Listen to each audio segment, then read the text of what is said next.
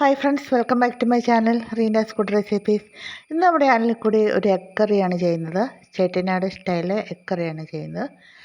നമുക്ക് അറിയാം, ചെട്ടിനാട് സ്റ്റൈൽ ഡിഷസിലെല്ലാം നിറയെ സ്പൈസസ് ആണ് ഉപയോഗിക്കുന്നത്. നമ്മളും കുറേയധികം സ്പൈസസ് ഉപയോഗിക്കുന്നുണ്ട്.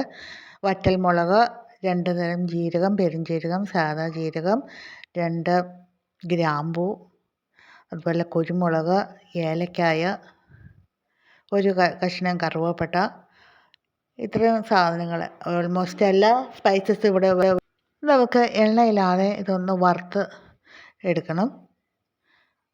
അതിനുശേഷം മുഴുവൻ മല്ലിക്ക് പകരം നമ്മൾ മല്ലിപ്പൊടിയാണ് ചേർക്കുന്നത്. കൂടാതെ ലാസ്റ്റ് കുറച്ച് തേങ്ങയും കൂടെ ചേർത്ത് എല്ലാം ഒന്ന് ഫ്രൈ ചെയ്തെടുക്കാം. ആദ്യം നമുക്ക് കരിഞ്ഞു പോകാൻ സാധ്യത കുറവുള്ള സ്പൈസസ് എല്ലാം വഴറ്റാം. എല്ലാം നല്ലതായിട്ടൊന്ന് ഫ്രൈ ചെയ്തെടുക്കാം. തേങ്ങ നമുക്ക് അവസാനം ചേർക്കാം. ഏകദേശം 1 കപ്പ് തേങ്ങ എടുത്തിട്ടുണ്ട്. എല്ലാം കൂടി ഫ്രൈ ചെയ്ത് നമുക്ക്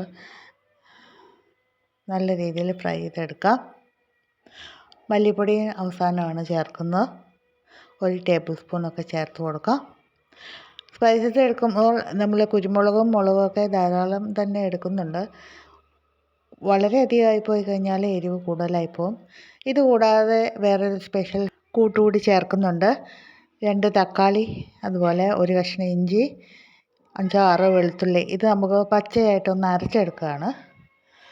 അതും നമുക്ക് ഇതിലോട്ട് ചേർത്ത് കൊടുക്കണം. എണ്ണ ഒഴിച്ച് പെരുംജീരകം ഇട്ട് പൊട്ടിക്കഴിയുമ്പോൾ നമ്മൾ സവാള 2 എണ്ണം സ്ലൈസ് ചെയ്ത്, പച്ചമുളക് ഇത്രയും ചേർത്ത് വഴറ്റിയെടുക്കാം. അതൊന്ന് വഴന്ന് വന്ന് കഴിയുമ്പോൾ ഏകദേശം ഒരു ബ്രൗൺ കളറൊക്കെ ആയി തുടങ്ങി കഴിയുമ്പോൾ നമുക്ക് ടൊമാറ്റോ പ്യൂരി, ഇഞ്ചിയെല്ലാം ചേർത്ത് അരച്ച് ചേർക്കാം.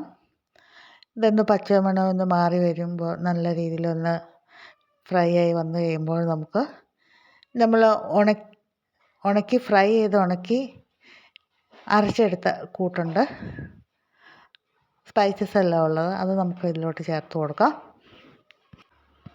നമുക്ക് കൂട്ടുകളെല്ലാം ചേർത്ത് നല്ല രീതിയിലൊന്ന് തിളപ്പിച്ചെടുക്കാം. ആവശ്യത്തിന് വെള്ളം ചേർത്ത് നമുക്ക് ഗ്രേവി തയ്യാറാക്കാം. അതിനുശേഷം മുട്ട പുഴുങ്ങിയത് ചേർത്ത് കൊടുക്കാം. മല്ലിയില, കറിവേപ്പിലയെല്ലാം ചേർത്ത് നമുക്ക് ഒന്നുകൂടെ സ്വാദിഷ്ടമാക്കാം. ട്രൈ ചെയ്യുക. Thank you for watching.